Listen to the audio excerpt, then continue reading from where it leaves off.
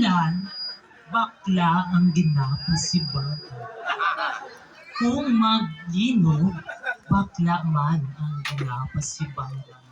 Kung may madula gani nga kamukha ya si Aljora gani ka, bakla man ang ginapasibagan.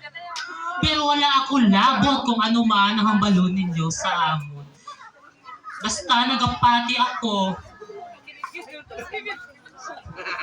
naudya ron sa inyong harapan ang pinakagwapa. Sexy, virgin na virgin. Ako gali, ako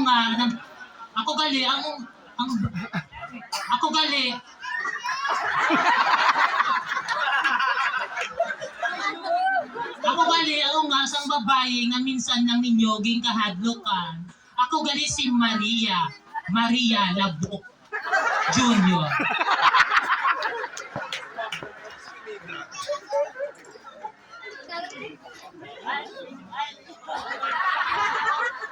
Hello.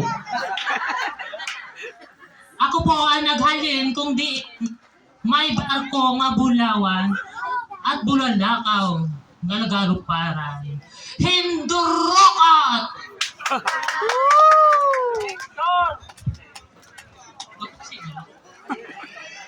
Bago ako maghalin sa inyong atubangan, may manami ako nga ang balunon ibilin sa inyo.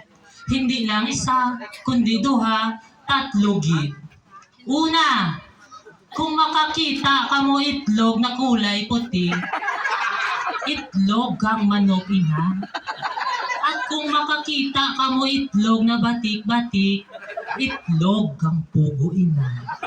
At kung makakita ka mo itlog na kulay pula, salted egg ina. At kung makakita ka mo itlog na kulay itong at may bulbul, itlog ko na. Pangalawa,